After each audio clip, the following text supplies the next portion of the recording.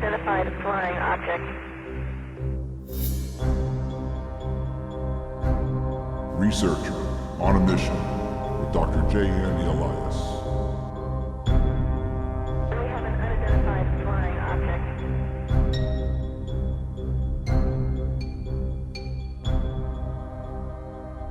Welcome back to another episode of Dr. J Radio Live. Of course, I am your host, Dr. J. And as always, we have a fabulous show for you today. But today is an extra special show for you. And if you haven't been following the news, you will find out very shortly. But first, let me introduce my co-host who happens to be live in London.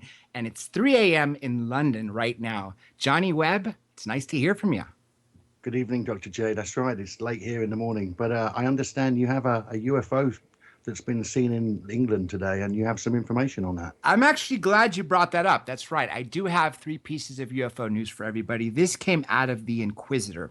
A Marvin Gaye impersonator photographs a UFO fleet over Birmingham, UK. I thought that was really fascinating. So that is the UK news. Now, more locally, North Carolina witnessed mesmerized by a low-flying cigar UFO. That came out of Open Minds, and also out of Open Minds, this was a little crazy, the CB alerts Texas truck driver to multiple hovering UFOs over the I-10. I thought that was really, really fascinating as well.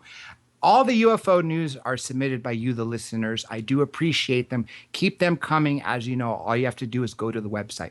Now let's talk about our guest. You've had one amazing, famous Greek here in the past, and that was former presidential candidate Michael Dukakis. And now we have yet another one who happens to be the star of Ancient Aliens as well as In Search of Aliens, publisher of Legendary Times, and is the headliner for Contact in the Desert. And that happens to be Mr. Giorgio Tsoukalos. Giorgio, welcome to the show. Dr. J, thank you very much for having me. True pleasure to be on.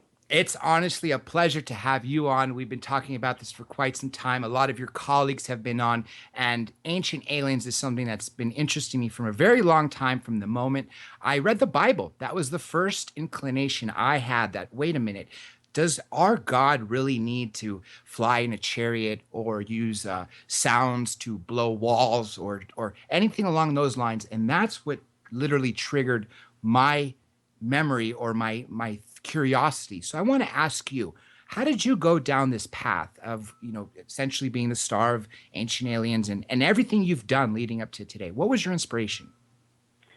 Well, I had a similar experience that I too read, the Bible at a young age and was wondering. But what was even more interesting is that despite a very Catholic, Greek Orthodox upbringing, I still grew up in a very open-minded household, and especially my grandmother, she actually read Eric von Däniken to me and Edgar Cayce when I was, 6, 7 years old as bedtime stories.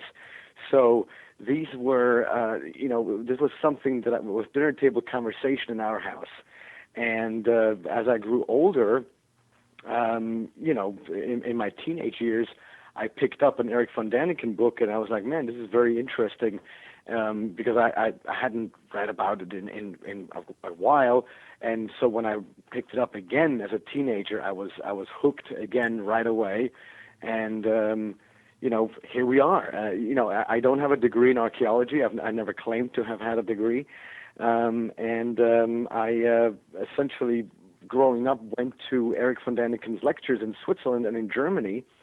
And then a time came when the American Society of the Ancient Astronaut Society ceased to exist, and Eric von Däniken and I, we decided that I will continue or start a new organization with the magazine Legendary Times, and that's how Prometheus, the production company for Ancient Aliens, found me, through my magazine Legendary Times, which is all about the possibility that extraterrestrials visited Earth in the remote past.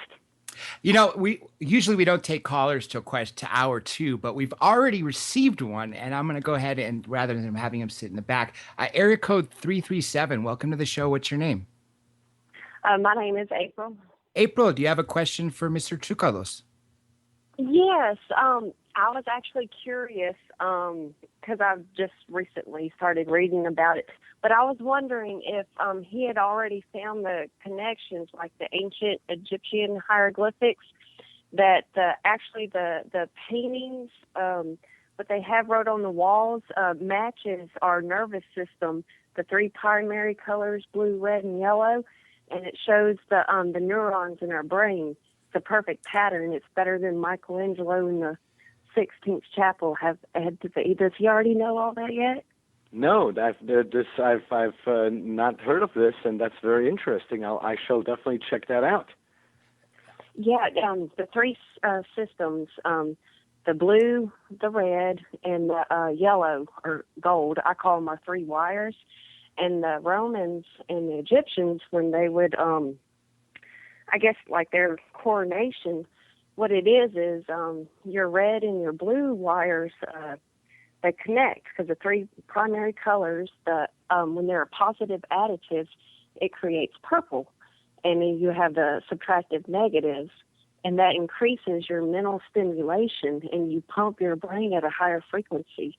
And we use more of the brain, and that's why they drew some of the pictures of the elongated skulls. But I'm not saying that Okay, sure, yeah. One didn't exist, but it stimulates extra growth. April, by all means, very interesting. Yes, please send us this information via website, Dr. J Radio Live, and we will post it out there for everyone to see. And thank you very much for calling. And all you other callers, by all means, you could send tweets, or you could go into the chat room, or by all means, call in hour 2 for more questions. Now, speaking of the past and in their ancient history, I've heard a lot of people talk about the double tetrahedron that appears in a lot of these structures. I know this is sort of deviating from the inspiration question, but since April brought that up, I was wondering, do you know anything about that?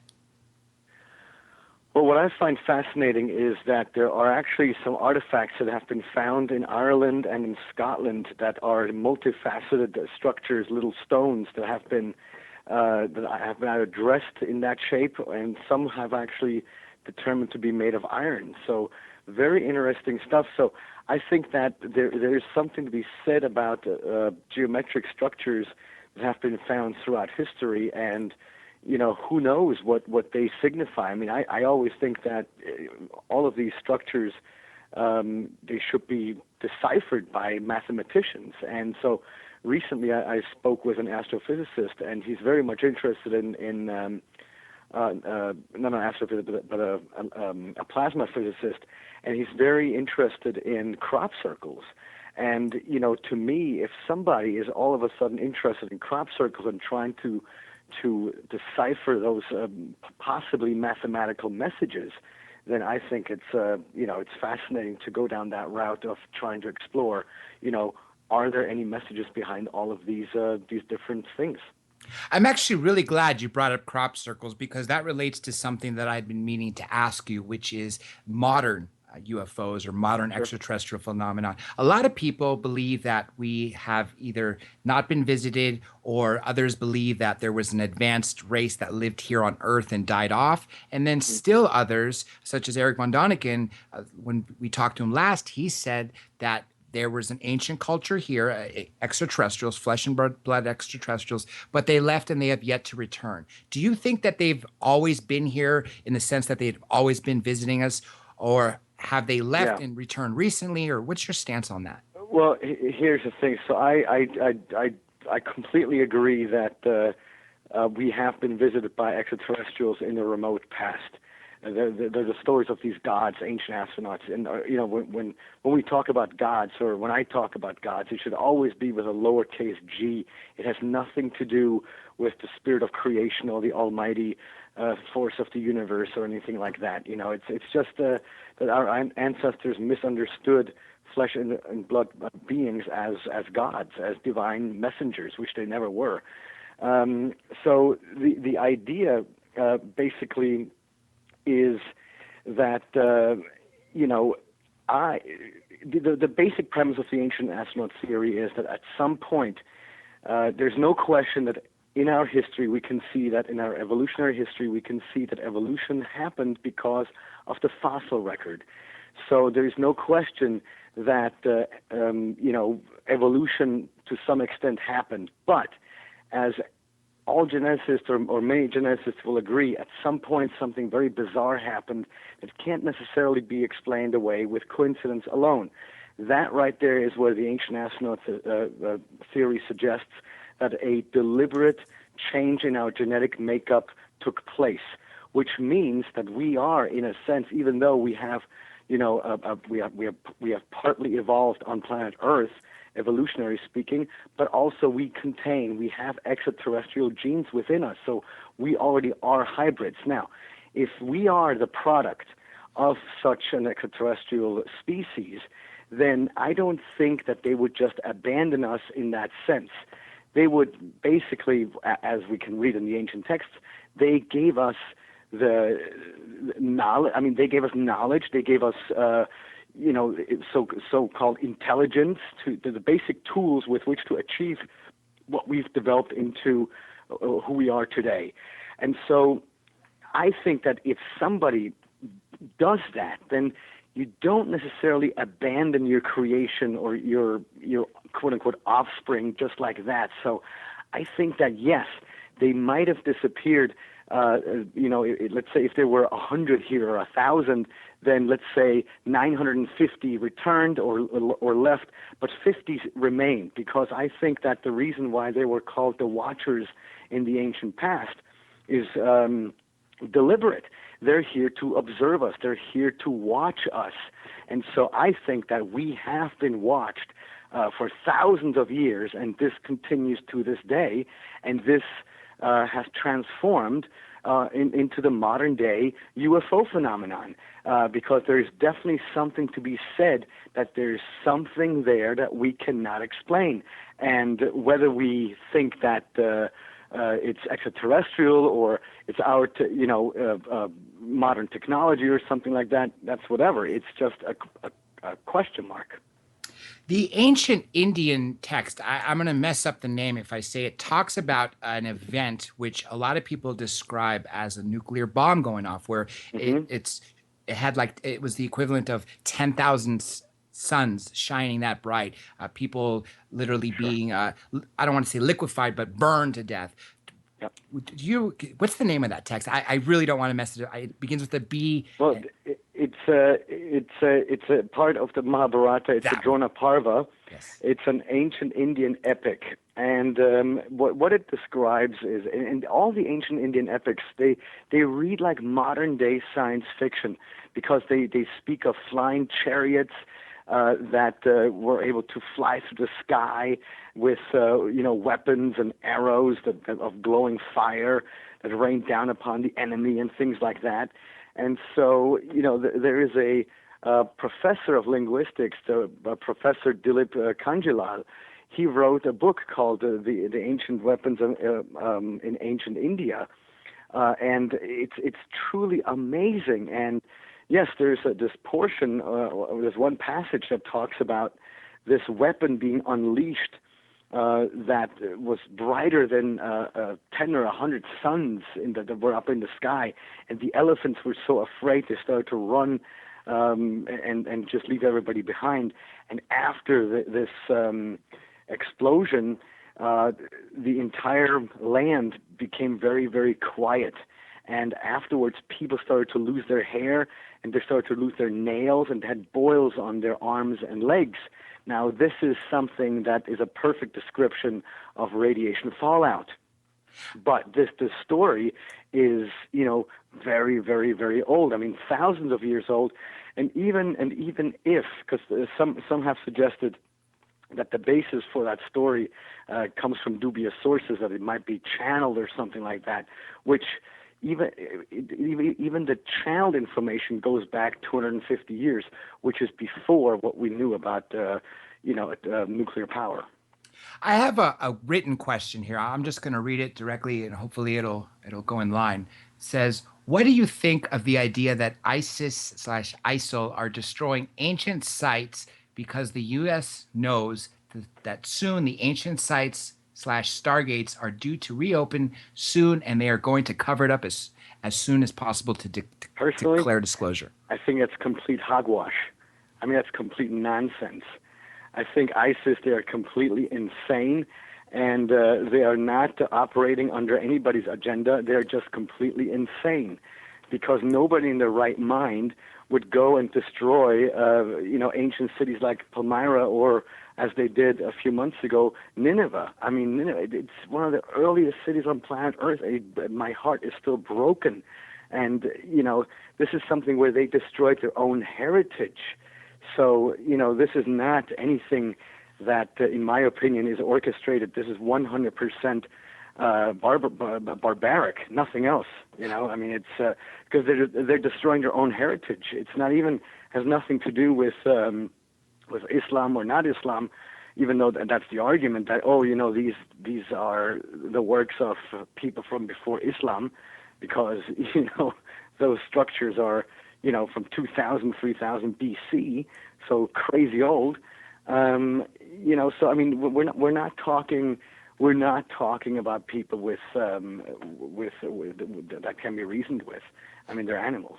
They definitely are, and I give the similar the similar idea of that. If we're Greek, obviously, and if no matter how mad we got at our fellow Greeks or anybody, no Greek in their right mind would go and destroy the Acropolis or anything in that matter. Oh my gosh, no, and that's the thing, I mean, well, I would have to say never, because with everything that's going on in Greece right now, I mean, it's horrific what's going on in Europe right now, with not just with Greece, but Europe is falling apart with the whole Euro debacle. So, I mean, but yeah, I agree. It might be a bit less dangerous, but at the same time, never say never.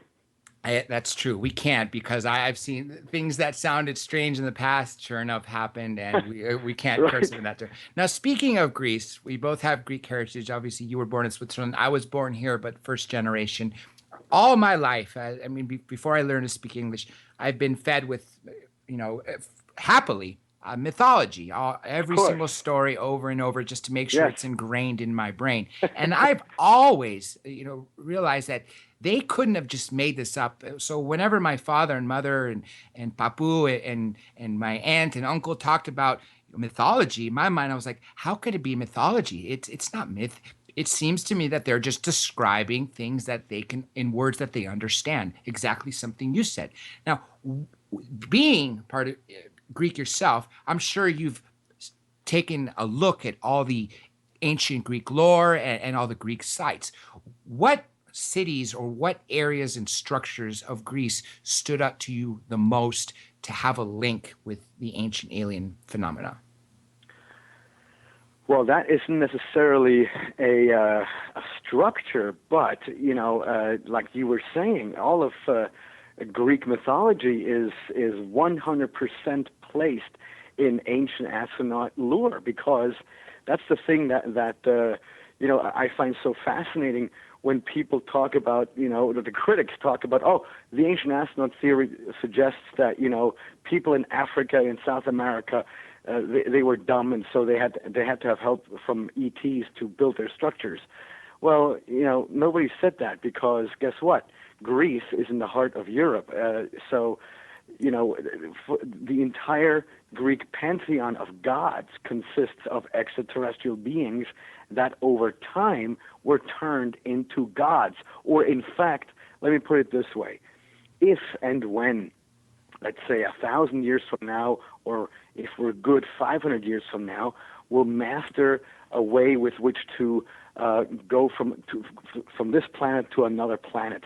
And this is not something that we will do with exotic technology, but rather simple. If you have like a wheel that's spinning on its own axis, creating artificial gravity, if you go out with one of those, they're called generation starships. They turn on their own axis, they create their own gravity, and the reason why it's called a generation starship is because everyone procreates on the starship, and then the 20th or even the 30th or whatever generation arrives at the destination. So it can be done to go from star to star.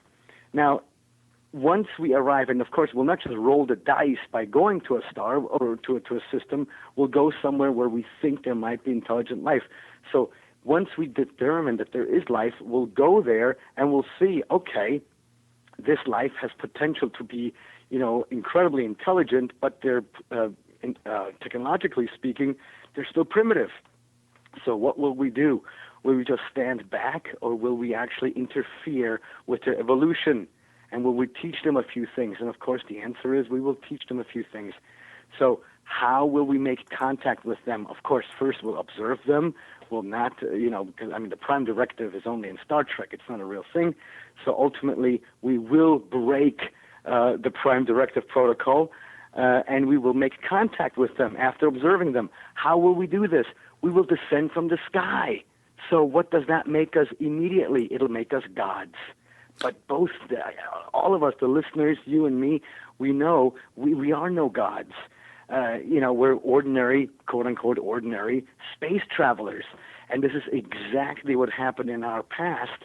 And our ancestors thought, not because that they were intellectually primitive, but because they were technologically primitive. They didn't understand what was going on in front of their very eyes. And that's why we have those different mythologies and religions today. I wholeheartedly agree with you, especially when there's nothing that flies except what you throw, such as a discus or a bird. When you see a giant metallic anything, you're going to use your own words. So no wonder why they call it a chariot, or as Ezekiel calls it, a wheel within a wheel. Right, Alexander the Great called them the glowing flying shields and things like that. What I find fascinating is, and I'm sure you're familiar, and all of our listeners are familiar with that little gold pre-Columbian gold flyer pin. It looks like a modern day airplane, but it's an ancient funerary object. A lot of archaeologists, they say, well, these are nothing else but depictions of birds, fish, frogs, or some type of insects. Well, what they don't tell you is that there's no question that culture did produce thousands of objects that did look like fish, frogs, insects, and birds and things like that. But if you put side by side those artifacts that are actually representing fish or birds, and then you put that next to those things that look like airplanes, it's not even the same category. And so, nobody's playing with open cards here. Nobody's making these comparisons. And so we have to start making the comparisons and say, okay, is this what you're talking about here? Well, if you put it side by side, it's not even close. But nobody talks about these things. So that's what we're here for. One of the episodes on Ancient Aliens, that famous gold that we were just talking about, that looks like a space shuttle from Egypt, that model, you built a replica of it, a little bit bigger, and added a propeller, and sure enough, it flew. Well, it wasn't me. It wasn't me. Your crew. Your crew. Colleagues. Yes. But that blew my mind, because it was built exactly, the same shape, everything to the details, like I said, other than the propeller, and it was very aerodynamic. So my question is this is pure speculation. Do you think that they had a glimpse into the future, possibly in what we were using, or do you think this is possibly something that the visitors may have been flying in? Or what do you think was the inspiration for that, as well as the submarine-looking hieroglyph? Sure. Okay, so I personally do not think that was a glimpse into the future, because, and this is to briefly, and then you might have to remind me of the question again, because I might forget to go off into a tangent here. But the reason why I don't think it's them having had a glimpse into the future is answered by the same answer that I give when people ask me, do you think that the ancient astronauts that are described in our ancient texts as the gods are actually us time traveling from the future into our past, trying to teach us stuff? It's us from the future. We are the ancient astronauts. And, that's a very legitimate and a very interesting question, and a question that I've actually not only received for, almost 20 years now, but at the same time, I've really contemplated the question. And I have to honestly answer that I do not think that the stories of the ancient astronauts are us from the future, because I'm very familiar with what many of the ancient texts are saying. And so far, and this is why I'm saying this, because if somebody out there listening has a text reference that is appropriate, then please let me know. Because what I'm looking for is a text reference that says, it's us, we're from the future, we're helping you. That is, so, but the gods, or those beings that came in the past, they only said, we come from out there. We come from the dark and distant, from the stars. We come from, from the heavens. They never said, we are you from the future. So that is why I think that the whole idea that ancient astronauts are time travelers, that it's us from the future, that is how I basically, look at the argument as, not valid. And then, of course, we also have the grandfather paradox. If there was time travelers from the future coming back, altering the history, wouldn't that alter everything now? And then secondly, you're right. They reference the stars, especially when they built structures aligned with stars they couldn't even see. Right, such as Sirius. Exactly. And also, but there was something else to this question that the submarine, the submarine hieroglyph. Oh, the submarine, right. Okay, so now you're referring to a lintel stone that's at Abydos in Dendera in Egypt. No, it is at Abydos. And it's this carving of what looks like to be a helicopter, a plane, and some type of a submarine or something like that, or a tank. Some people say it looks like a tank. Is that what you're referring to? Yes. Okay.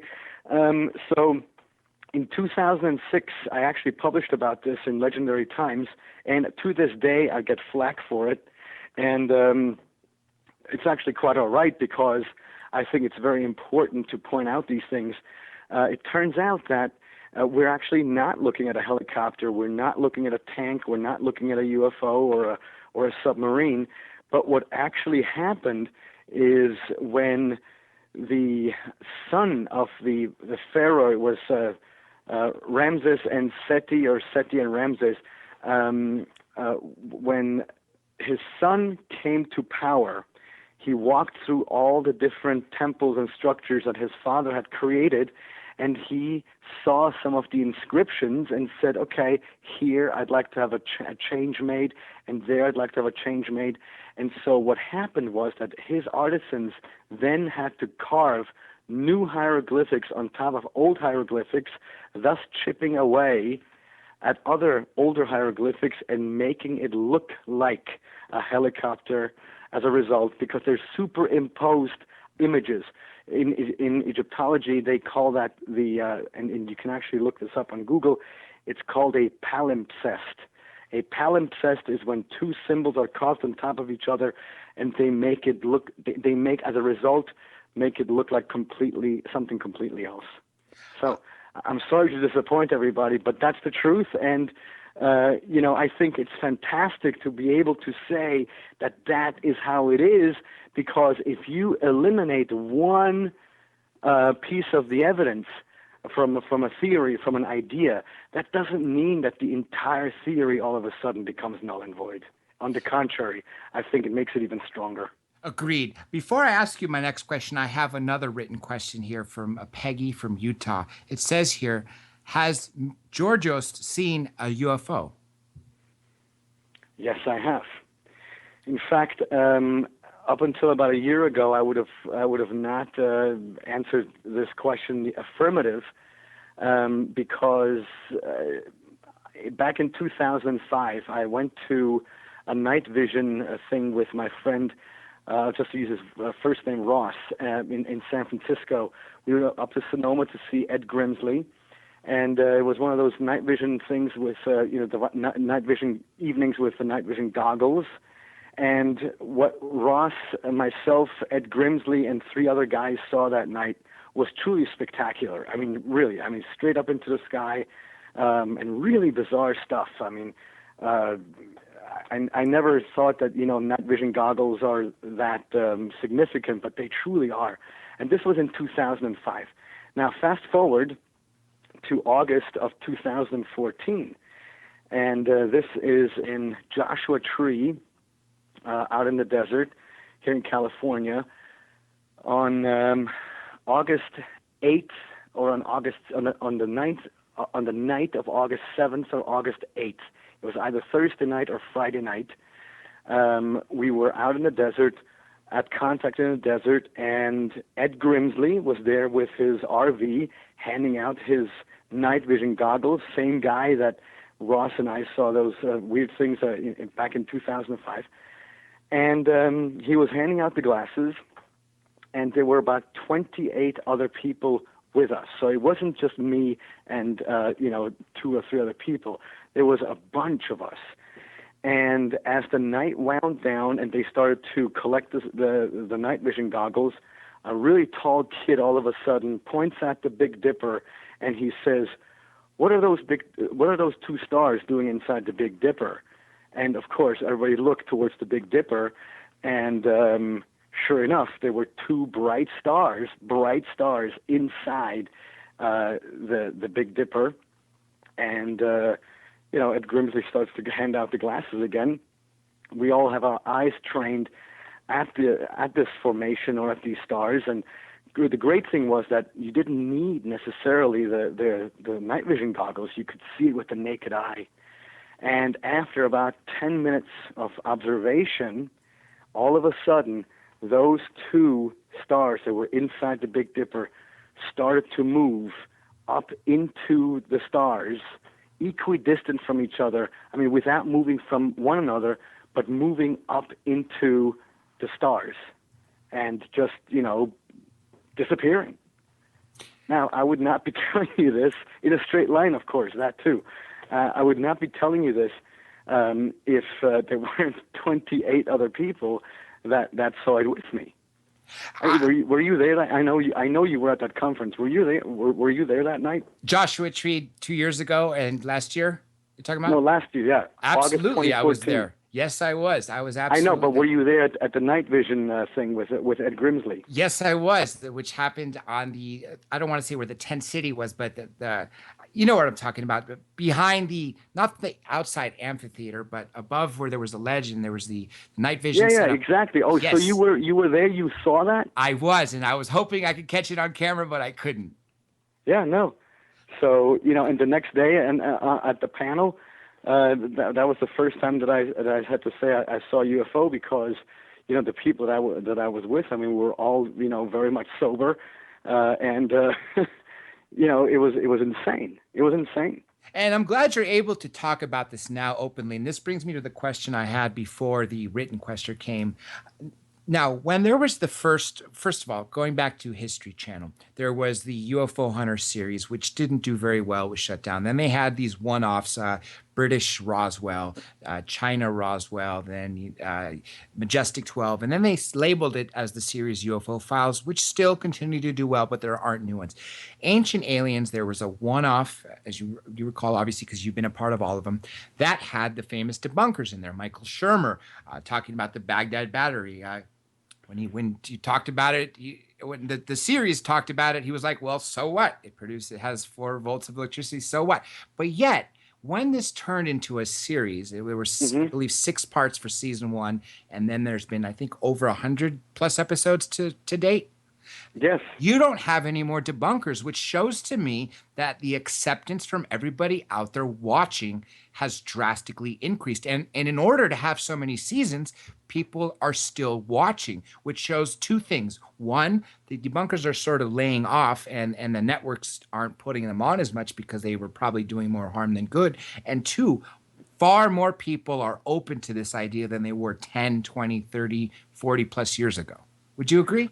Well, and also what we have to think about, or what we have to be aware, and this is true, is that of all the quote unquote mainstream scientists that we have on Ancient Aliens, like Michael Dennon. I mean, he's a great friend of ours. He's open-minded, and I can guarantee you that each time that you see a professor on Ancient Aliens, or a scientist that speaks on Ancient Aliens, we did not hold a gun to their head to appear on the show.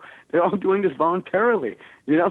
So it's not like, and so the idea that we now have, you know, mainstream scientists talking about, you know, aliens and the idea of extraterrestrial life or technologies and rediscovery of this technologies like, you know, the invisible cloak and things like that they're working on right now, you know, that's really cool stuff.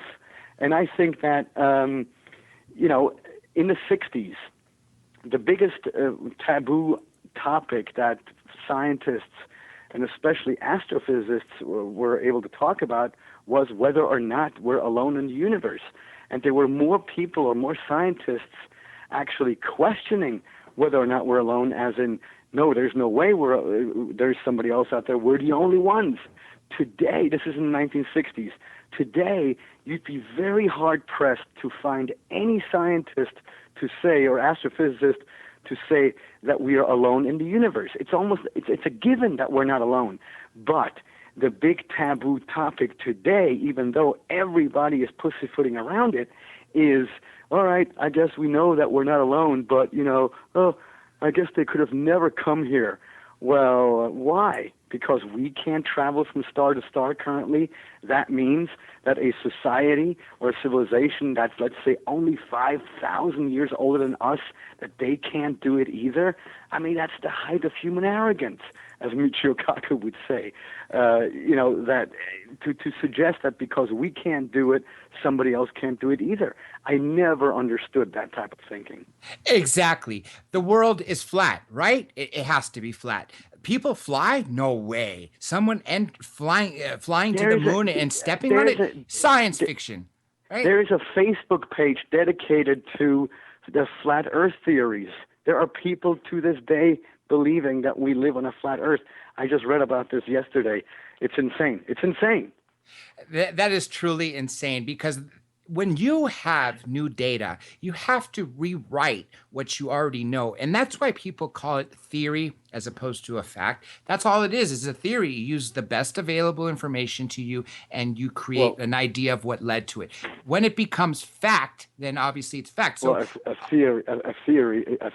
theory in modern day science is fact. Hypothesis. That's right. A hypothesis is something that's not accepted yet as fact. But a theory, I mean, that's considered as established science. Johnny's got a question in the UK. Go ahead, Johnny. Yeah, hi there.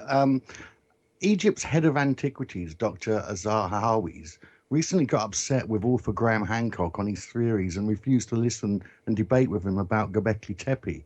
And I believe it wanted to associate Egypt, but not the pyramids, but the actual water line around the Sphinx, and bring that closer to the 11,600 years BC, which is what he believes Göbekli Tepe is. And I found it quite strange that the head of antiquities didn't know anything about Göbekli Tepe at that point, and refused to debate it as if everything's closed. As someone who's investigating ancient aliens and obviously antiquities, how have you found the public domain and the way that governments and higher bodies put a close on things? What's your personal take on that? Well, personally, I have no. There's never been any time when we've submitted a cut of the show and we would receive a note back from the network saying, "Hey, you can't show this. It's too dangerous." This has not happened. So the idea that there are things that we can't talk about and that we can't talk about, that sounds very sinister. And if you think about it, all these conspiracy theories, I mean, it's all about, everything is just sinister, and not everything is sinister. I mean, we would live in such an awful place if that were the case. I mean, it would just be awful. So the fact that Zahi Hawass did not even want to discuss, have an open discussion, it wasn't even long. I think they agreed to 45 minutes or for 35 minutes, a very short time, that he wouldn't even, give Graham the respect of participating and just blowing up beforehand and just leaving before the event even or the discussion even takes place, that to me is not scientific. It actually shows defeat because I know Graham Hancock and Robert Bauval personally. They're good friends of mine, and I know them as people, and I know that their research is genuine. And even if you could give, in Robert Bauval's case, if you could give one example how his theory pans out to be correct, that's not the case. You can give 50 different examples that all yield the same result. Well, that is not coincidence.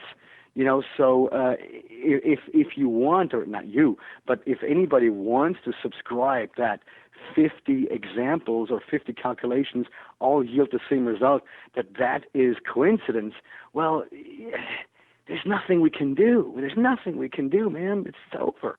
So if that's what they want to believe in, so be it. You can tell them on a blue sky, on a blue day in the sky that it's blue sky, and they will say, no, actually it's gray. That's the type of people that we're dealing with. Closed-minded, and then that's the sad part. People need to be open-minded. I have far more questions to ask you. I'm sure we'll definitely run out of time, but I have another written listener question. Some give names, some don't. This is from David Cole, Baltimore, Maryland. Does he think any one or two pieces of evidence are smoking guns as proof of ancient visitations? Obviously, he meaning you. Yeah, it's a great question, and my heart is in Baltimore. I hope everything is going well again. I think that from an engineering and from a rock cutting perspective, it would have to be the ancient site of Pumapunku in Bolivia, which is a part of a larger temple complex of Tiwanaku in the highlands of the Andes at an altitude of almost 13,000 feet. So we're incredibly high up there. There are a ton of sandstone blocks up there, which is a rather soft rock, so that can be cut, no question, with copper tools or metal tools and with other stone tools. But amongst this sea of red sandstone, there's also, you will also find giant rocks that are gray, and that gray rock is andesite. And andesite is igneous rock. It's incredibly hard, and they have been cut with such precision that we today would have great difficulty in replicating it. And the only way that we today could replicate it is if we were to use, high-powered water jets or, diamond saws or diamond drills and, milling equipment and things like that. So that's number one. And then the other thing is more of a comprehensive collection of texts from around the world of beings descending from the sky in shining orbs, or in shiny eggs, or they come out, they land in giant turtles and things like that. So it's all these stories of these beings descending from the sky, which in my opinion are nothing else but description of encounters of the first kind. Exactly as you mentioned, them describing them in words they knew. Like you said, yes. A flying turtle shell. That is typical what we would describe now as a dome-shaped saucer.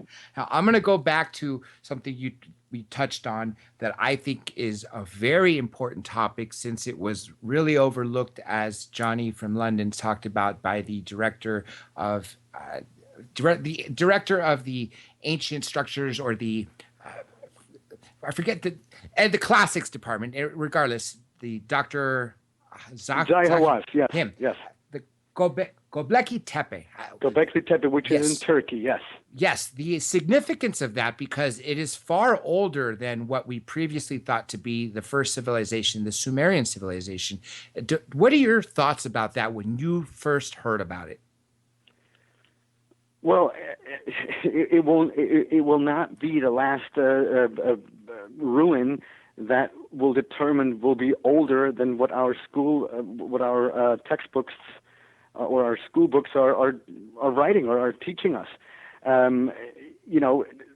it's the same with our fossil records too. I mean, every year or every other year we find a new pre-human, like when we found Homo floresiensis in Jawa, the Hobbit people. I mean, what is this? I mean, they have been deemed legitimate. So what's going on here?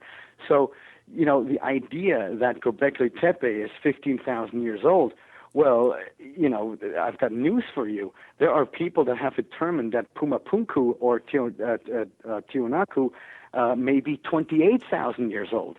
And these are all wild numbers, but if you read them correctly, or if you calculate them the way they were meant to be, then we are arriving at numbers like 15,000 years ago or 28,000 years ago. But some modern-day archaeologists are now saying, oh, our ancestors didn't quite know how to calculate properly, so instead of solar years, they used lunar years, and they made mistakes here and they made mistakes there, and at some point they also were drunk, so they didn't know what they were doing. So, and apparently I'm the one who's insulting our ancestors. I don't think so. I would agree with you and disagree with everybody else that we can't be insulting them. As a matter of fact, what are they going to say? Every single person was drunk, or every single person was eating peyote or whatever the local drug was at the time that made them hallucinate? It just doesn't make sense. There's just way too many people and way too many structures. And one thing I like that you talked about earlier is some of these structures are built in such ways and that are so precise that we can't even replicate them. Some of them so large we can't even lift them. Well, actually we can, but what we would do is we would use the most sophisticated in heavy machinery. We can cut stone at like andesite in Pumapunku. We can do that stuff, but we would use high-tech machinery, and therein lies the difference. So, David Childers always used to say that, it had to have been easy. To me, it looks as if some of those rocks, they had the capability of melting or softening the stone, and then they were able to mold them or pour the stone into a prefabricated mold, and then the stone over time would harden again, and so it would be placed, in place when it was hard again. So, because once, or if you ever have been there, you can touch the surface of some of those rocks, and some of it is like glass, like a bathroom mirror.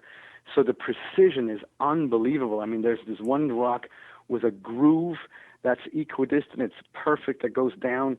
It has holes in it that are equidistant in depth, and it's an andesite. And you can't do that with chicken bones or with copper tools. It's not even wishful thinking. It's pure physics. Speaking of the numbers, some people, Zecharia Sitchin, for example, talks about the fact that the Anunnaki, according to his translation, is that they came back, or they were here and created us, essentially, like you were talking about, took what was here, Homo erectus or Neanderthal, mixed it with extraterrestrial DNA and created the modern day Homo sapien. And he dates it as far back as 250,000 years. Did you find any link to things going back as far as that, as far as the ancient structures that you've looked at? Not necessarily ancient structures, but if I may say a word about the whole Zecharia Sitchin idea, I agree with his notion, especially how far back he actually goes.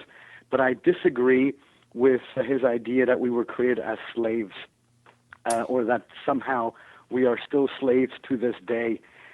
It might be possible, perhaps, that at some point that a worker force was needed, whatever. But I disagree with that. I think that the extraterrestrials were here. They saw that there was potential amongst mankind and wanted to see where it leads. Because the idea that they came here to mine for gold is unfortunately uncalled for, because providing that such a thing as the Big Bang happened, which can be questioned. If the Big Bang happened, that would mean that every celestial body throughout the universe, on average, has the same amount of gold or any of the elements within its body. So the Anunnaki, whoever they may have been, they didn't need to come to Earth to mine for gold. They could have, remained in their own solar system or wherever they're from, to look for gold. So, therefore, I have a bit of a hard time agreeing with the whole idea that they came here for gold, because, you can go to the moon, you can go to Mars, you can go to anywhere and mine for gold. You don't have to come to Earth. So, I think it was way more of an intergalactic Peace Corps type of an idea instead of, this sinister, humans were slaves initially concept. There definitely is a lot of gold and other materials and other planets. We have a little over 5 minutes to break, and I have two more written questions as well, as Johnny's got a question in the UK. So I'm going to go ahead and let Johnny ask first. Go ahead, Johnny. Hi there. Right. Well, the first question is do you think the magnetic pole shift is helping, or is the cause of the global consciousness awakening, a vibrational change that is happening right now around the world? That's our first question. And then I can answer the first question right away. That's not my expertise, and I have no idea. Okay. And the second question is, do you feel that the kids of today may see your show on the History Channel and take it literally as real history? And where does the show differentiate between speculation and real history? Well, that's up to the viewer.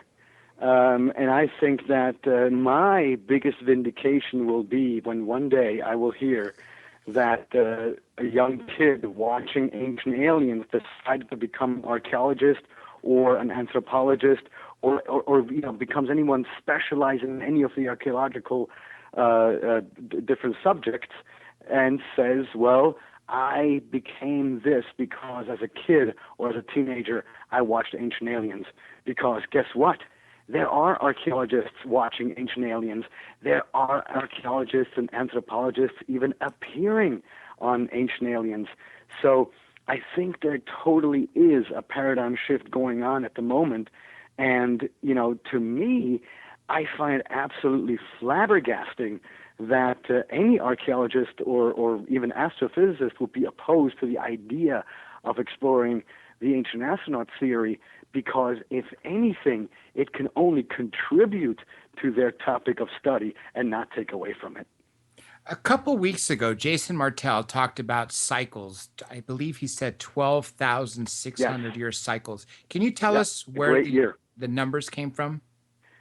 Yes, and this is actually ancient knowledge that was not only known by the ancient Hindus, but also the ancient Greeks, and they talked about this idea of a great year. And so not only the Greeks, but also the Hindus talked about these cycles of time. We are right now in a cycle of time, but it all boils down to, or it can be summed up with the idea that this great year essentially equals precession. And precession has to do with the rotation of our Earth's axis.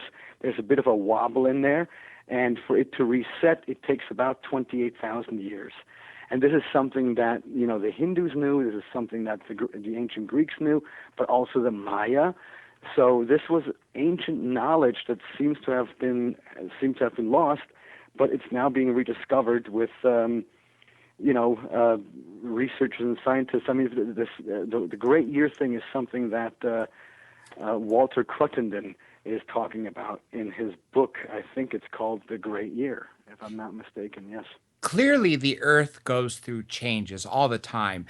In fact, Egypt, being as dry and arid as it is now, would not be a place you'd want to settle. But if it was a place that had a lot of rain, was able to to grow crops with no problems, I think then that would be a proper place to settle. So I don't think Egypt in its current state is what it was when it was settled. And that infers to me that the climate there has changed drastically. Would you agree with that statement? Well, yes, absolutely. I mean, we know that the Sahara, the Sahara Desert was not a desert up until a few thousand years ago. I mean, there are fossilized palm trees in Switzerland at a glacier garden that show palm trees in Switzerland. You know, I mean, we have the Alps in Switzerland with snow. So I mean, clearly these cataclysms have happened, and they've also changed, nature. So clearly, or not clearly, but most likely, there was a time when the Nile Delta, or actually the Giza Plateau, was quite fertile. What else near that area in northern Africa have you found that has had such anomalous structures, such as the pyramids and things that, such as the golden statue or golden model of the airplane, or anything along the lines of that? Well, the golden model is actually from South America. It's from pre-Columbian period. The model in Egypt is the Saqqara dove. It looks like a type of a bird. But also that one, they too blew that up to a model and shot it up into the air, and it flew. So, same difference. But, in Morocco, there's a megalithic site called Lixus with giant blocks that are just strewn about, and who knows what it was used for. I mean, the Romans discovered it, or they came upon it, but it's older.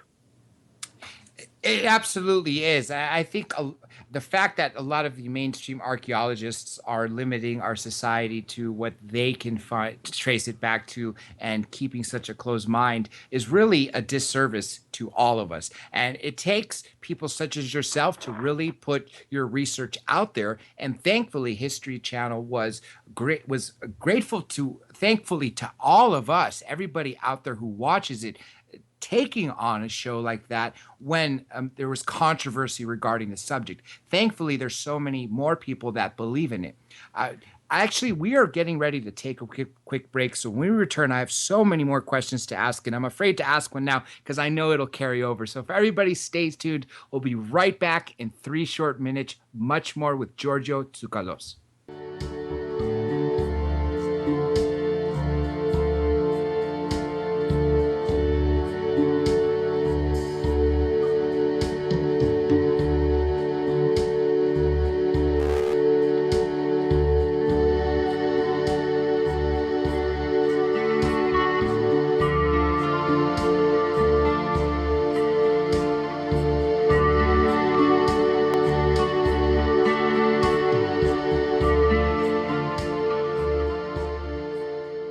Welcome back to Hour 2 of Dr. J Radio Live. Of course, I am your host, Dr. J, and co-hosting with me live in London is Johnny Webb. Before we return to our all-star guest, let's talk about some quick news real quick. The most recent interviews have yet to be uploaded, so hang tight, everybody. Daniel Sheehan, John Anthony West will be uploaded, as well as Jason Martell had a glitch in it, and he will also be re-uploaded. What is uploaded is Congressman Merrill Cook from the Citizen Hearing, along with Stephen Bassett, William Henry, Michael Cremo, and the Andreessen Affair. Those are the most recent videos, as well as the large library of all the other interviews.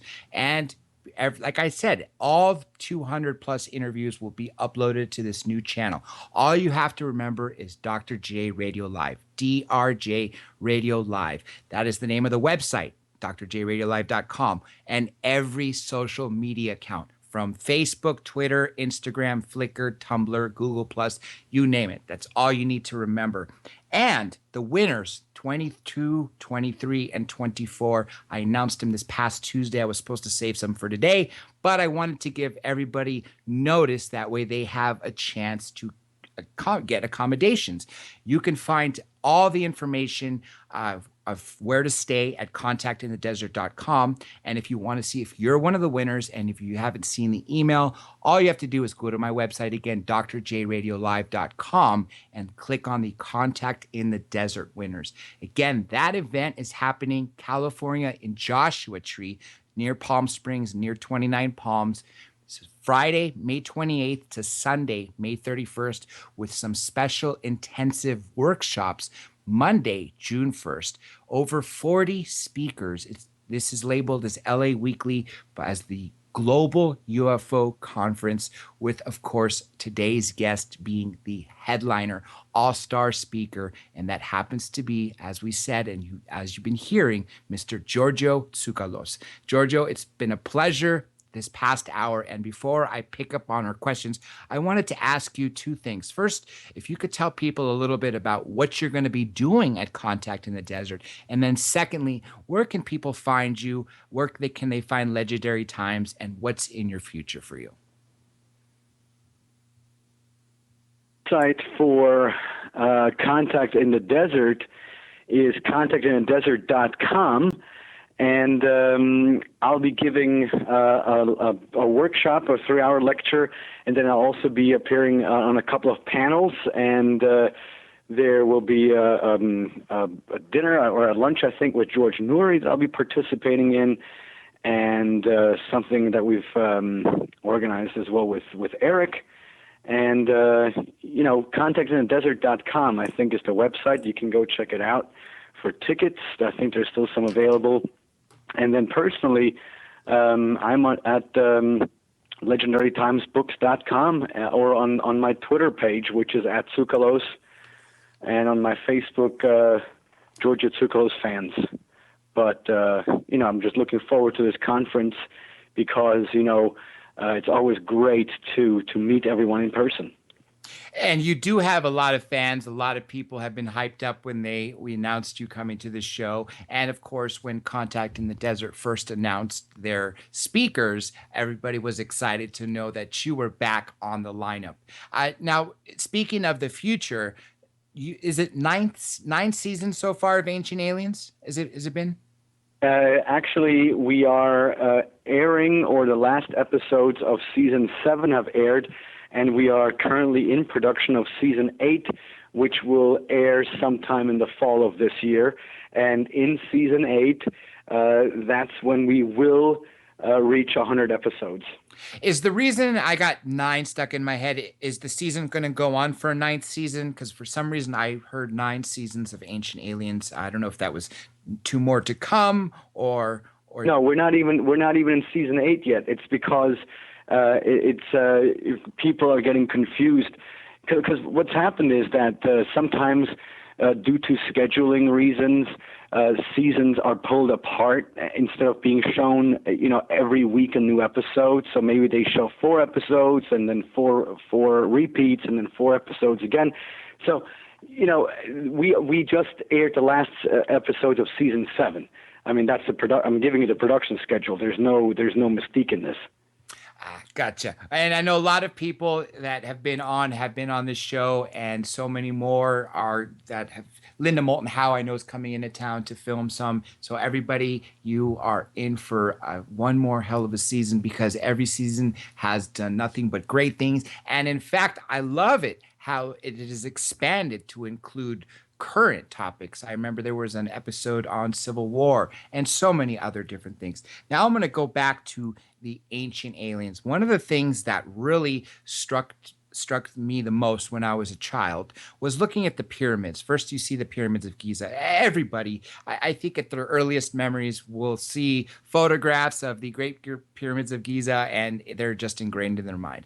And then, of course, I started to see South American temples that were also pyramid shaped. And then you start seeing other places around this planet that had similar structures. And it always occurred to me, if we didn't learn to fly till the earliest 20th century, and of course we didn't learn to get to space until the late 50s, and yet we couldn't even have discovered supposedly the New World by Christopher Columbus until 1492, how were all these ancient sites having similar properties? And the only thing I concluded was something, the star people, as a lot of the cultures call them, were giving them wisdom as well as helping them engineer it.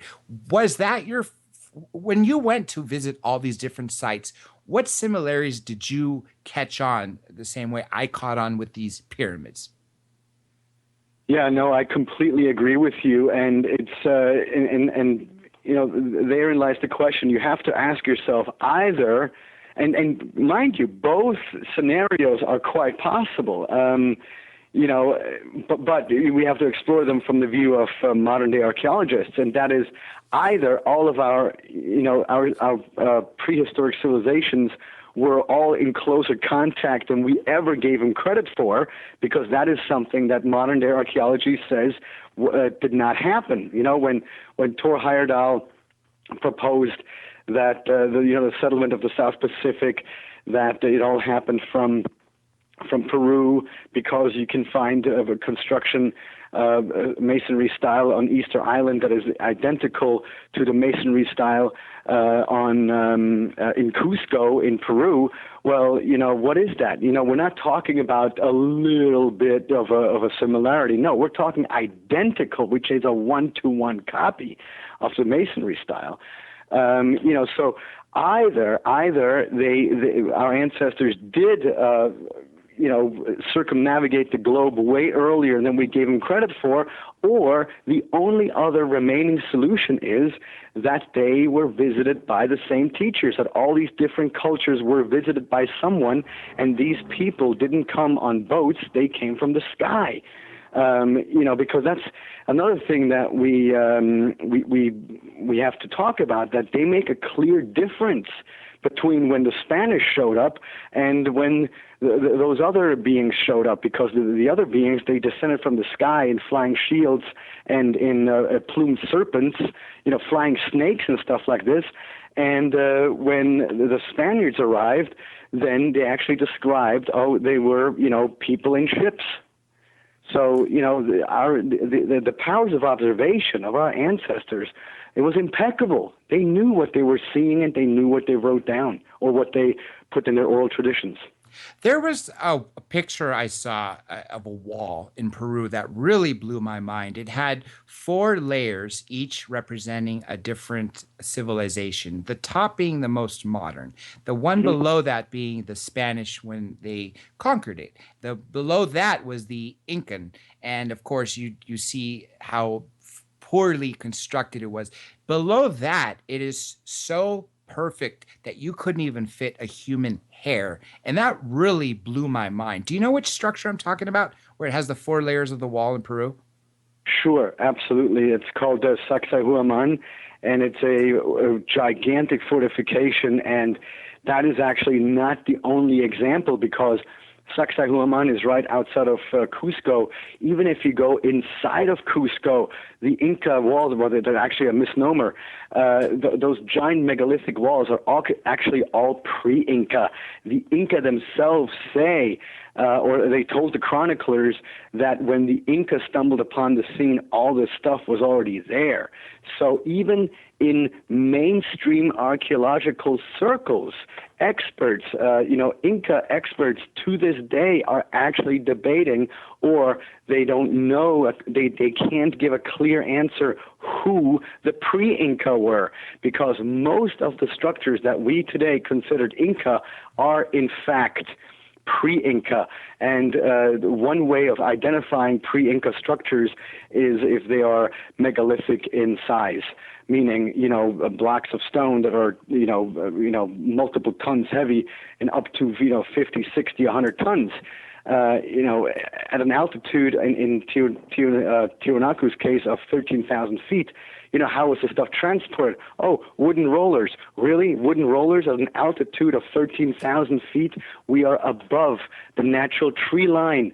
So no trees ever grew there for them to be, deforested and used as wooden rollers or logs. It's an impossibility. So, nobody thinks about these things. That thinks about them, but nobody questions them. Everybody says, oh, yeah, they used wooden rollers. No, they didn't. Wooden rollers did not exist up there. Brian Forrester has been doing a lot of work with the Paracas people in Cusco, and he's been coming out with some strange skeletons and skulls, the Hawaii skeleton and stuff like that. What do you make of that? Are they human or are they alien? What's your take on that, Giorgio?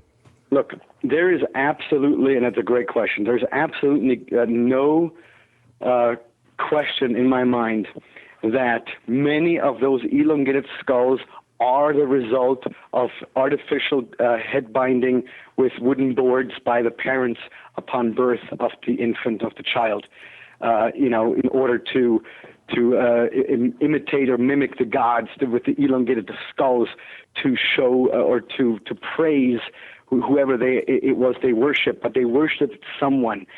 And having seen some of those skulls up close and actually having handled them, you can tell the difference between a skull, an elongated skull that is of human origin, meaning that you can see that boards, this is the result of artificial, head binding, and you can see the difference between the ones that I think are genuinely of not terrestrial origin, because the ridges are so bizarre on those skulls that they would never have been achieved, or they would have never been formed like that if it had only been for wooden boards.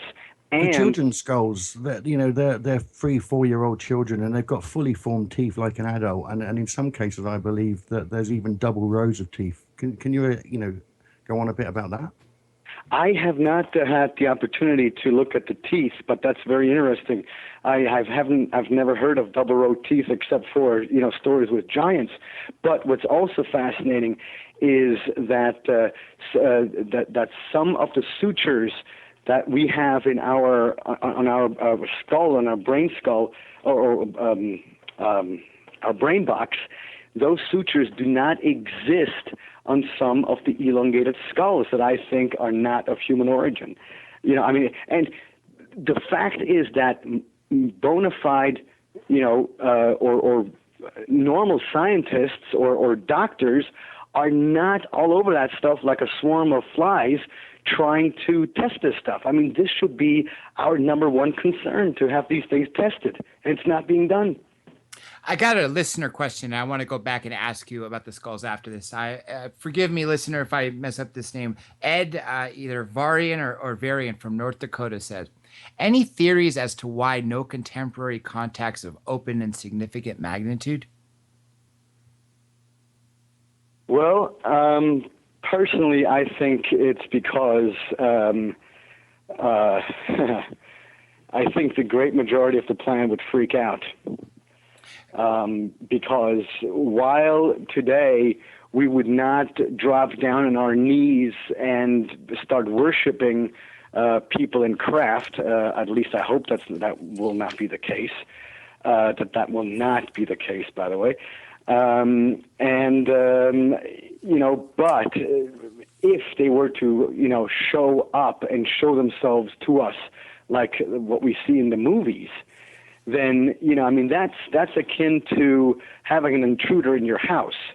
So you have to ask yourself, how do you feel when you have somebody in your house all of a sudden? Well, it's not a good feeling. And with the technological standard that they have, that's what they could do. So because I personally do not think that this whole extraterrestrial question is sinister, I think that we are on our own to actually show them that we are ready for a public visit, because right now this planet is not ready. We are killing ourselves. We are killing and destroying ancient archaeological sites that have been around for thousands of years. I mean, if we are being watched, no, not if, we are being watched right now.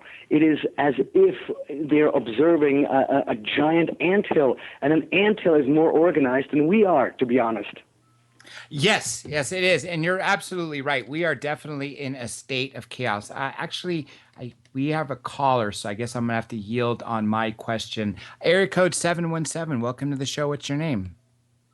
Thanks. This is Lou Sheehan. I've called in before. That's right, Lou. Do you have any questions for Giorgio? I do, but it's not going to be quite what he expects, I don't think. Even if, I'm just curious, how many scientific studies are currently underway relating to the plains of Nazca? Even if the scientists don't have the same perspective, it just seems to be whatever perspective they're adopting should be encouraged just with intention. You're breaking up a little, Lou. I got the first part of the question, and I can answer to that.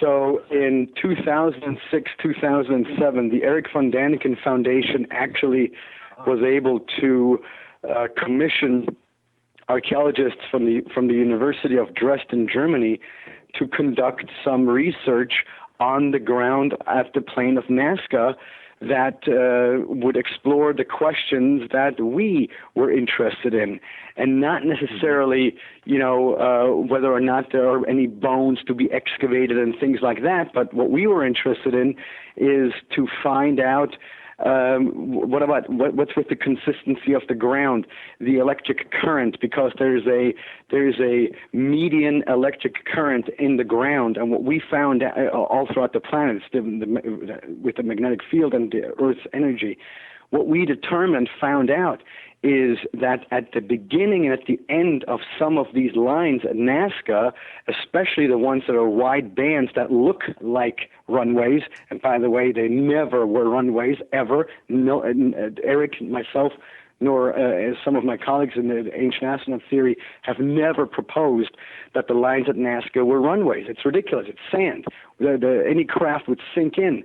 It's absolutely dumb to suggest that we said that they were runways, which they never were. But at the beginning and at the end of those bands, of those wide lines that look like runways, the ground current, the electric background radiation is 8,000 times higher than the normal background radiation. It's very bizarre stuff. You can put a compass there, and the compass needle would just, go in a circle. And then also we found high amounts of ammonia and nitrous oxides and things like that. I mean, just bizarre stuff. So we published this scientific report in the pages of Legendary Times if anyone is interested. Oh, okay, and that's in English then? Yes. Is that it? Oh, okay, thank you. I'm sorry. I have a lung situation at the moment, so my voice can fade in and out. I apologize. It's okay, Lou. You got another question? Just very briefly, even if other scientists don't share the same perspective, are there other scientists doing work there? And it seems to me even they should be encouraged just to bring attention to the whole phenomenon. I'll put it that way. Oh, sure. Yeah, no. Look, scientists, of course, they're working there. They're excavating. They're doing impeccable work. They're in the heat. They're sweating. They're looking at every shard 100 times. So they're definitely working there. Mm-hmm. But the thing is that, even when you talk to those archaeologists who are working there, they will tell you, if you ask them, well, so who or why was this all made, or what was the purpose? Right. And they will say to you, and this is a fact, well, this was all done by the ancient people that lived here on this plain, the Nazcans and the Paracas culture, and they did this in order to worship the gods up in the sky. Well, okay, great. And now what? See, this is where archaeologists go home and they say, case closed, mystery solved. Right. Well, not really, because what we are asking is, who were these gods? Because human beings were as lazy 100,000 years ago as we are today. So the idea that out of a figment of the imagination, we're going to build these gigantic geoglyphs in the hot desert heat, it's absolutely a ridiculous proposition.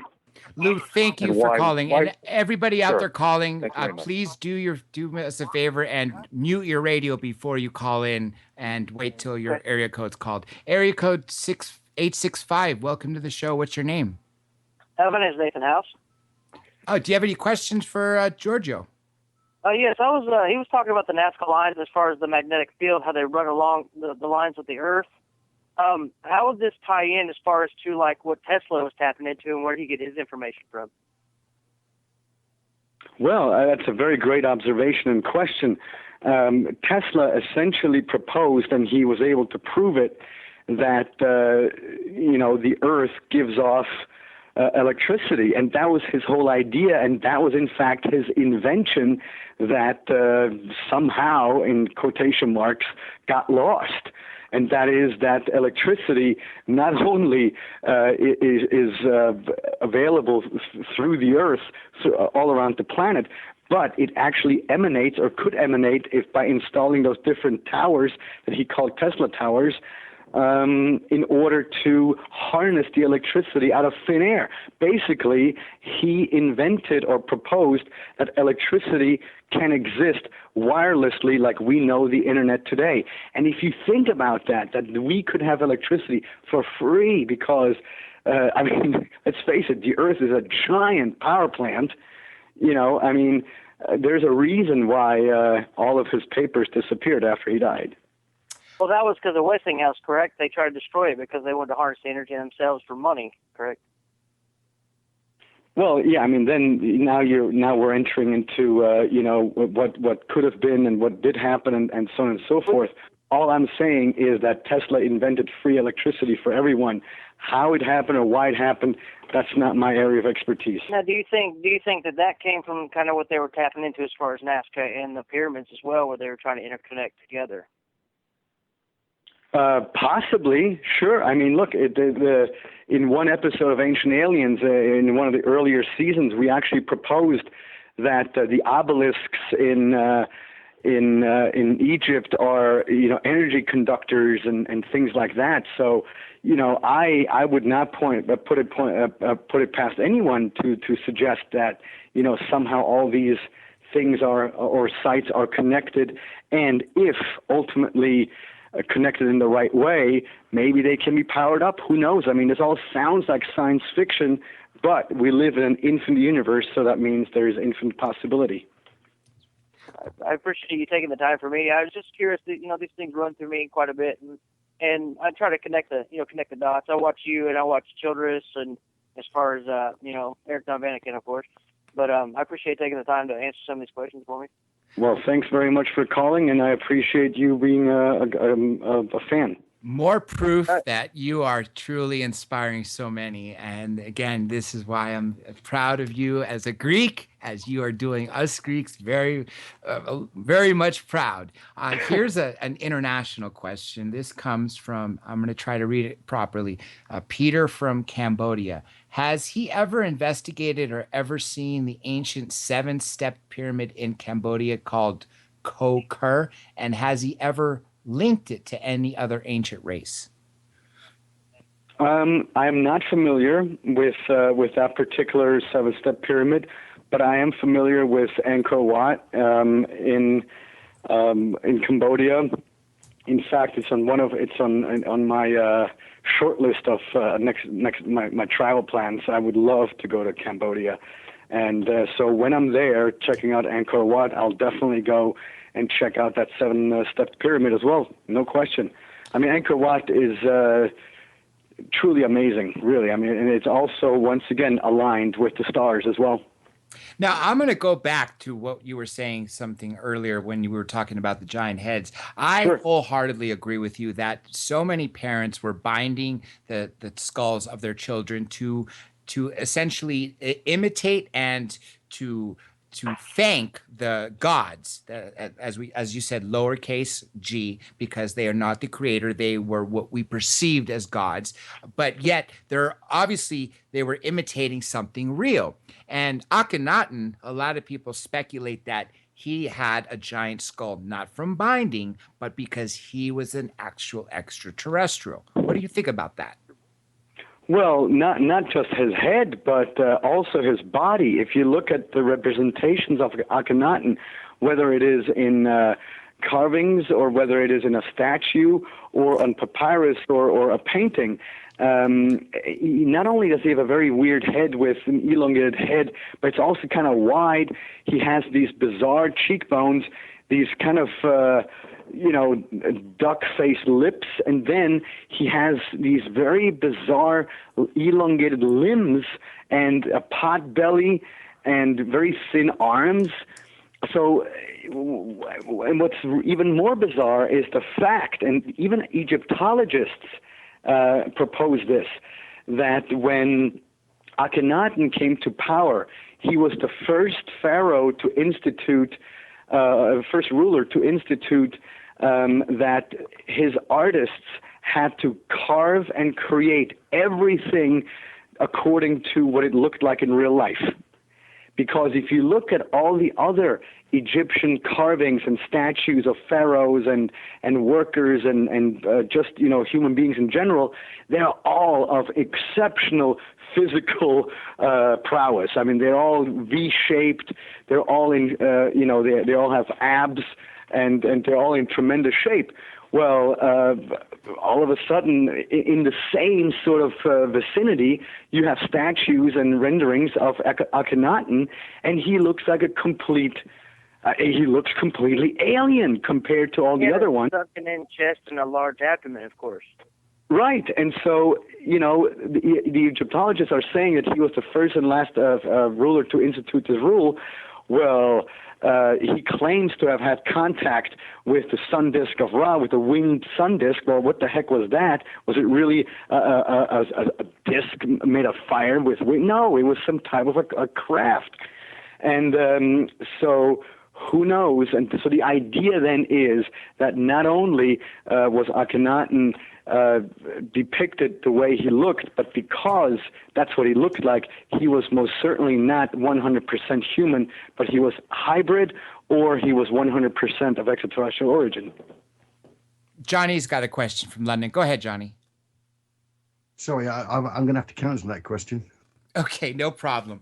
The flood, the great flood, we obviously hear about it in the Bible. From Noah was told to build the ark, the great ark that saved, two animals of every animal. But yet, if you were living in that era several thousand years ago, what you saw at the end of the horizon to you was the entire world. So yes. If your region was being flooded, it would seem that the entire world was flooded.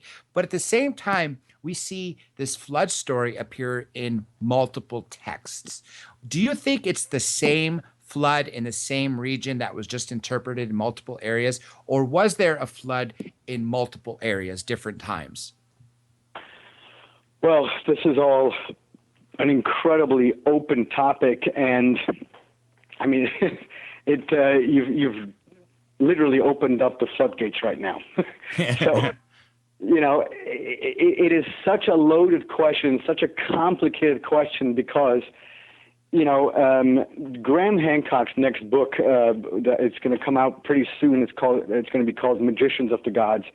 And in there, he will add fuel to the fire that has been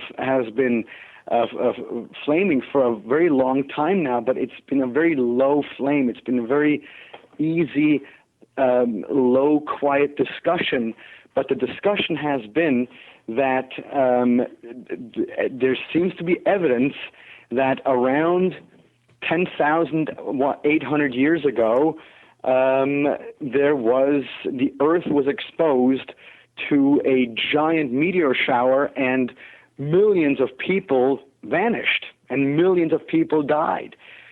So. And this is a story that has been, percolating for a while, but it has not yet been 100% accepted by mainstream science, because we know that, or it has been accepted by mainstream science 65 million years ago, a giant dinosaur killer with the asteroid.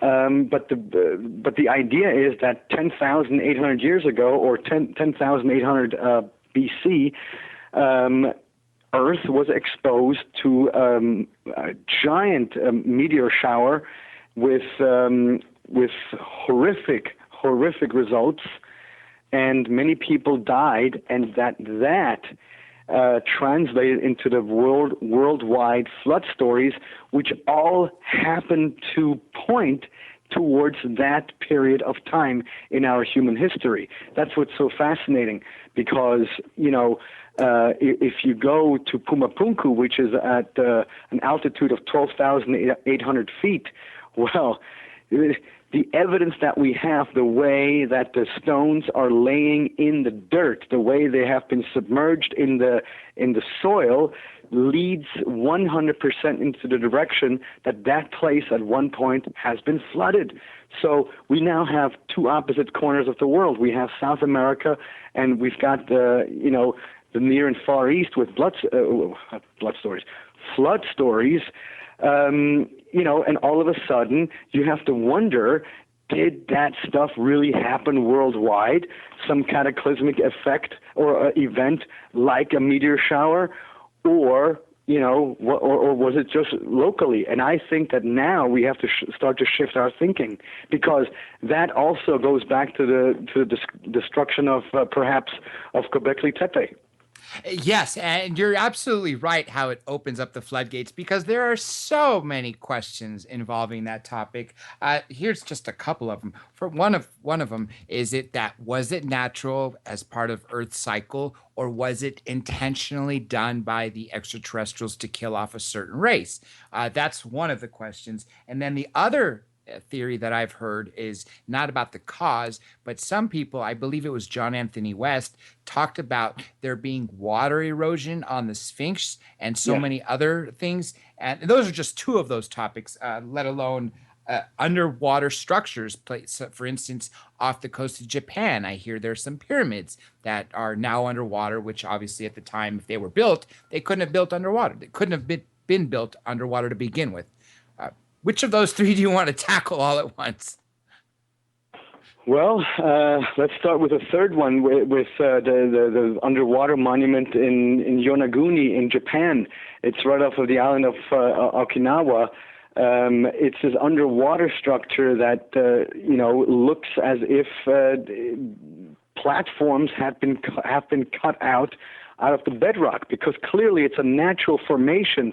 It's sort of this hump, sort of this amphitheater type rock formation, but that rock formation clearly has been cut, has been artificially worked on, and so it's today it's underwater. It's 30 feet underwater. Well, how was this done? So you only have two answers to the question, or two solutions, and that is either they had access to scuba gear, which archaeology obviously declares as an impossibility, which is fine. I agree with them. Or number two, this was they manipulated the stone, or they artificially changed that rock formation before, when the water levels worldwide were lower. So this means that we have to go back before the last ice age, which was 14,000 years ago. That precludes mainstream ideas, because according to mainstream ideas, 14,000 years ago, we were nothing. We were just munching on bananas. Exactly. That's what the mainstream theory says, that we were munching on bananas and barely in the Stone Age, let alone building some of these megalithic structures or have used any of the technology. Right. So, and fortunately for us, but unfortunately for them, You can't have it both ways. You cannot say to a Stone Age person knew about the connection of the pyramid and the numerical pi. You just forget it. It's an impossibility. It's not wishful thinking. It's an impossibility. And so it's those things that we have to finally come to grips, that there are certain things in our history that don't make sense, not because our ancestors were intellectually primitive, but technologically primitive. And there is absolutely nothing wrong with being technologically primitive and receiving help along the way, because all of us, every single human being that has become an adult, is who they are as an adult due to one thing, and that's education. We've all received help along on our way of growing up. We received help starting to speak. We then went to kindergarten. We then went to elementary school, and so on and so forth. We've received help all along as human beings. So the idea that a long time ago, the first basics, the tools for who we are as a species today, that this was imparted to us by extraterrestrials in the remote past as help, that somehow undermines human ingenuity, I do not understand the critics. And you know what? I don't care about them, so whatever. And they're being outnumbered. They really are, as more people are waking up. When me and you were both in school, we were told that there was no planets outside of our solar system. But yet anybody who's 22 years or younger was in kindergarten after we've discovered these Earth-like planets or planets outside of our solar system. So you're right. They're the people that are debunkers and skeptics. Their days are numbered, because at some point their narrow-mindedness has to end when presented with evidence. I have a really broad question, so I'm going to try. I really don't know how to ask this. It comes from Pixie. It doesn't give me a state or country or anything. It says, could you ask him about the Watchers? That's all it says.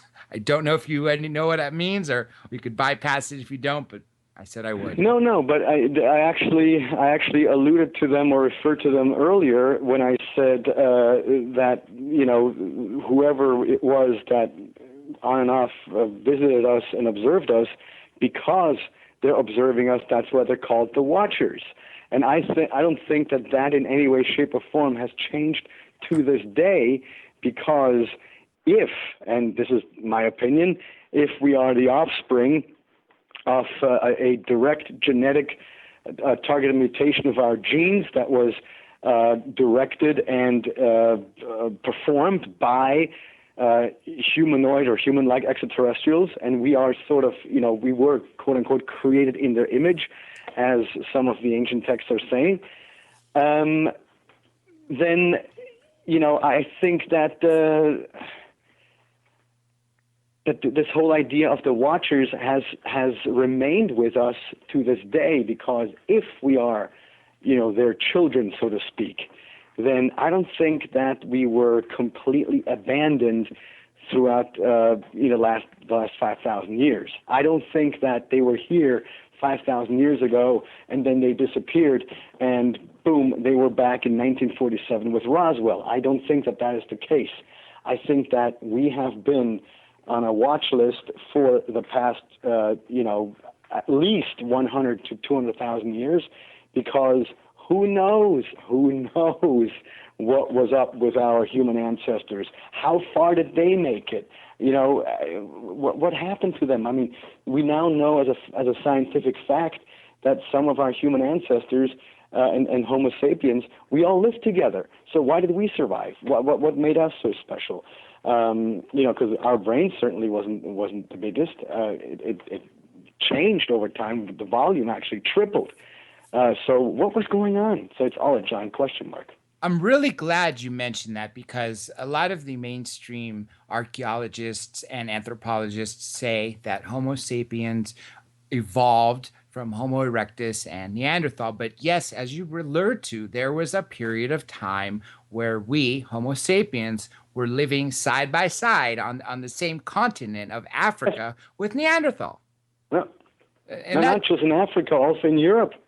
And that blew my mind away, that the fact that they were doing that, yet we've been taught all our lives that no, that can't be right, since they died off long before we ever came to be. So that was just more proof to me that the science needs to be corrected. As fast as we write it, it gets rewritten. Well, and that's what's so cool about the whole idea of our ancient texts, because many archaeologists would have us believe that what we read about in the ancient texts, that we should not take it, literally. And no kidding. Of course, we shouldn't take it literally. But at the same time, you see, what's so fascinating is that when you have a couple of text passages, and one text passage talks about that, there was a square full of people, and they were waiting for their teacher to arrive so that they could have their next lesson in learning. And then and this paragraph is considered to be okay and apparently reporting the truth. And then in the next paragraph it says, and of course and this is hypothetical, this text does not exist in the form that I'm giving it, of course, but I have to disclose it, otherwise people are saying, oh, now he's just pulling things out of thin air. Yes, I am mentioning this as an example. And then in the second paragraph, it says, oh, and then their teacher arrived. He descended from the sky on a fiery shield that was glowing orange like a furnace. And then, he was instructing them, and then he would disappear again into the sky. Well, all the stuff that takes place on Earth, or that, is earthbound by archaeologists, is considered to be truth, and everything else that happens in between those stories of somebody descending from the sky or somebody taking off into the sky with a chariot, all that all of a sudden is fantasy. Why? Why can't it be that our ancestors actually had better things to do than to write down fantasy stories? Because at the time when writing was first invented, man, we were survivalists. We had to figure out shelter and food. We were concerned about survival, and not with let's sit around a campfire and get drunk and write up stories. I think we had more important things to think about than to invent fantasy stories. I wholeheartely agree in so many ways. If writing was so scarce and so few people were literate, why would they waste it on fantasy stories when they could record history, which is exactly what I believe they did. They recorded it. And here's the thing, obviously over time things got added to the stories, and legends got embellished, or things got embellished. That's why we have legends. That's why we have mythologies. But that is not the reason why we're asking the questions. The questions I'm asking, or I'm curious about, is what was there at the beginning of that legend? Because we all know every mythology, every legend has a core that is the truth, and we are after this truth. And in most cases, as we now know, the truth is more fantastical than we can ever imagine. That's right. Truth is stranger than fiction. And the more we look, what used to sound way bizarre is actually, we have to accept it because that's what the evidence is pointing to. We have under 15 minutes left, closer to 13. And I got, these are very broad questions and are probably going to be difficult for you because they'd be akin to asking what your favorite child is out of a group of 12 children. The first one is, out of all the sites you visited across the world, what were the most astonishing and why? Well, I sound like a broken record, but I always have to go back to Tiwanaku in Bolivia, or Pumapunku, which is the same place, because you will find stone blocks there that are ancient, made out of andesite, that we today would have great difficulty replicating. We can replicate them, but we would use sophisticated cutting technology.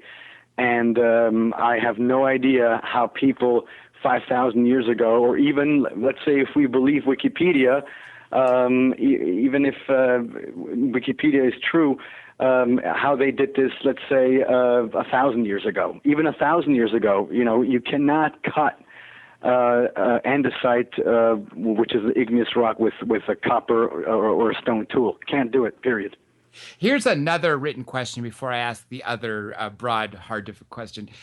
This is from Pixie again, does he think on the verge of a shift and unlocking the fifth D, I'm assuming, dimension? I don't know anything about dimensions, but I do think that we are definitely experiencing a shift. It's what they refer to sometimes as this paradigm shift, or this shift in the zeitgeist, because a lot of people are asking me, when do I think disclosure is going to happen? And that's sort of the same question. And I think that disclosure is something, and I've said this many times before. The disclosure event that we're waiting for, a press conference, and the president of the United States announces that there's ET life or something like that. That, in my opinion, will never come. Disclosure, I think we are in it. Disclosure is a process. It's a long process, and if you go to the movies right now, all those movies are about extraterrestrial life in the remote past and their interaction with mankind, and how we're all part of a bigger picture. TV shows, Ancient Aliens, these are all questions that we have as mankind. And I think the fact that all this stuff is on the air is, in my opinion, a way to prepare the masses with the idea, hey, think about it. Not only are we not alone, but they're here, and they're friendly. They're okay, because otherwise, man, we would already be gone. If they wanted us gone, it would be over. So this whole thing that we can fight them and blah blah blah, and we got to watch out, and we can take them if they come to us. No, we can't. There's nothing we can do anyway. So we might as well enjoy it and be friendly. You're absolutely right. If it had been a scenario out of Independence Day, we would be gone. Like you said, there's just no if, and, or buts. If they have the technology to get here, how easy would it be for them to obliterate us? So you're right. We have to take it as it is and be friendly. And I've always been saying this. People can't be passive and wait for POTUS to tell us that, hey, by the way, just so you know, that we've been visited and we've been keeping it quiet about it. No. Disclosure is in everybody's hands. Everybody out there has to be proactive. By watching Ancient Aliens, by watching In Search of Aliens, by reading Legendary Times and spreading the word, people are actually making a difference. Now, here goes the other children-like question of Best Children. Of all the episodes you filmed, it's going to be, again, really difficult because there were so many fascinating. I couldn't even list you my favorite ones because there's way too many. Which ones stick out in your head more than others when you look back in the history of what you've done for History Channel? I especially love season 1 of Ancient Aliens, and my favorite episode in season 1 is called The Evidence, which I think is episode number 1. So season 1, episode 1 is my favorite episode. And then I got to say, the pilot that we did, God's Chariots and Beyond, which it is now called, which was the first Ancient Aliens episode that we ever did, the first 2-hour special, I thought that was quite amazing. And then, every season there are a couple of shows that for example, in season 3, or maybe it was in season 4, Human Origins or something like this, where we in detail explore the idea that there are certain things in our genetic makeup that are absolutely unique in all of the animal kingdom, and it's the reason why we're intelligent, but nobody can figure out how this gene, where did we get it from? And so there's this big debate going on now between the evolutionists and the intelligent design people, because in a weird way, they're both right, but they're both wrong, because the Darwinists, they know that there's this missing link that nobody can figure out what it was, and the intelligent design people, they say, well, that missing link, which is the whole idea about coincidence and survival of the fittest, it's not really coincidence, it's an exterior force. It was God, it was the universe. Well, both sides are wrong and both sides are right, so they should meet in the middle, because the missing link is neither. The missing link is an extraterrestrial force that changed our genetic makeup in a lab, and it was done in a very, very simple way. That we are doing it ourselves in a lab. It has nothing to do with esoterics or any spirituality or any some such nonsense. It was, very straightforward. They saw the potential in our species, and they said these guys can bring it far. They can shine throughout the universe, and let's give them the tools. And here we are. We screwed it all up instead of doing something magnificent with it.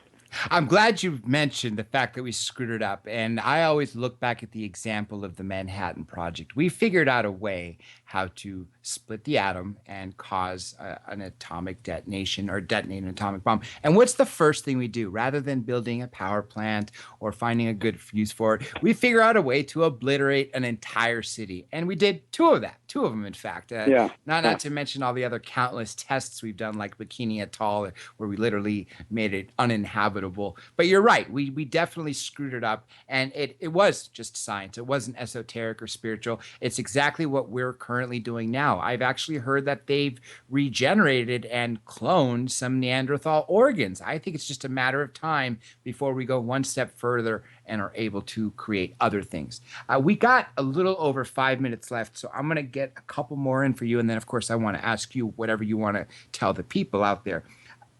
Lost cities, Atlantis, for example. People talked about it having a group of intelligent people, amazing architecture, a very rich city, and then it just disappeared. High Brazil, another one known as the Celtic Atlantis, that all of a sudden in the 18th century just disappeared off the face of this earth. What's your thoughts on these ancient cities that existed and then all of a sudden disappeared? Yeah, sure. No, that's actually a long-standing favorite topic of mine, especially as it relates to islands that not only appear but then disappear. In fact, the same can be said about Atlantis, because in this day and age, there's not a single topic out of which more books have been written in Atlantis. I think it's like 10 or 12,000 books have been written so far, which is a staggering amount. But what's so fascinating is that whenever those different books discuss the disappearance of Atlantis, when you read the Greek original, in the ancient Greek, it never says, Plato never says that Atlantis sank. He always says Atlantis vanished or disappeared. And there lies a big difference, because he also describes how Atlantis disappeared. And he said there was a giant pillar of fire and a lot of smoke, and the outside perimeter of the island was gleaming like shining bronze.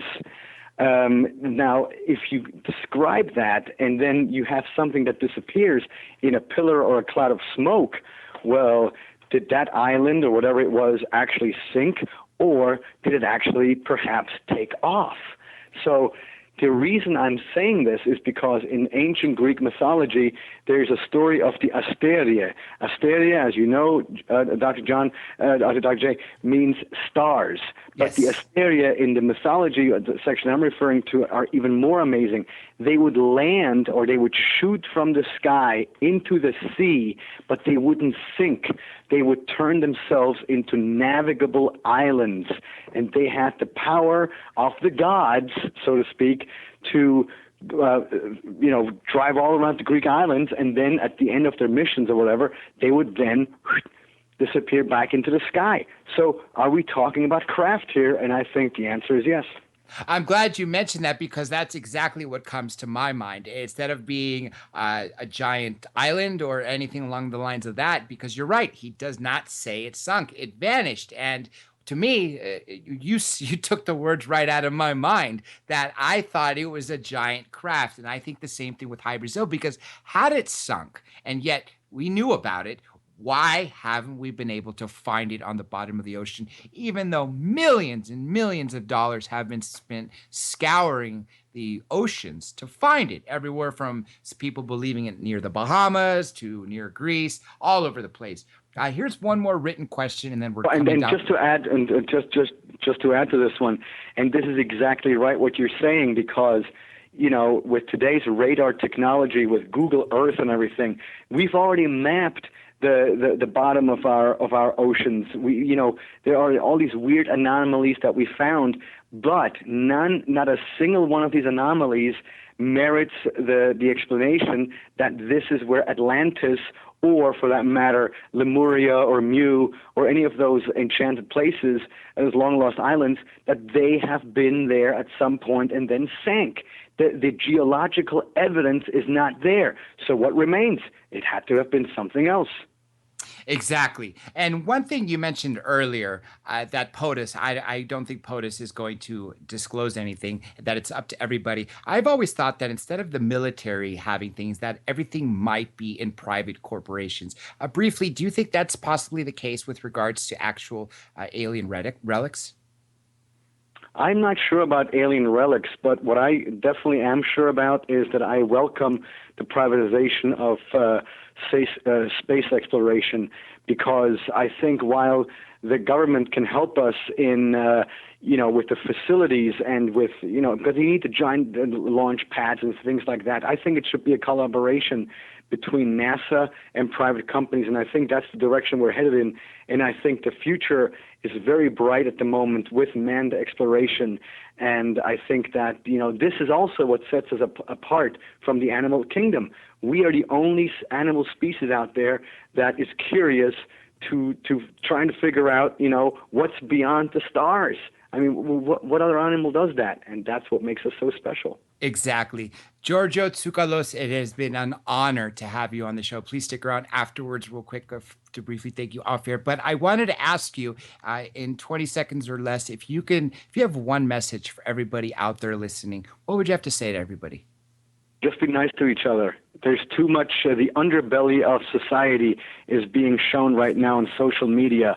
And there's things that you would never say to someone, to their faces, if it weren't for a computer screen. So think next time you write something online, think how you treat one another, and just be nice to each other. That's all. That's right. I have to agree with that. Love is the key. Remember, treat others as you would have them treat unto you. And don't forget Contact in the Desert. Next week's guest, Peter Lavende, joining us on Tuesday. Thursday is a double episode. First with Robert Morningstar in hour 2. Eric Von Doniken. That's right. Back by popular demand. You guys asked for him. Speaking of Contact in the Desert, well, he's going to be on air right before we kick off the event. Again, contactinthedesert.com for more info. You'll see me. You'll see everybody else there that we spoke about. And, of course, our guest tonight, Giorgio Tsoukalos. This is Dr. J Radio Live, signing out.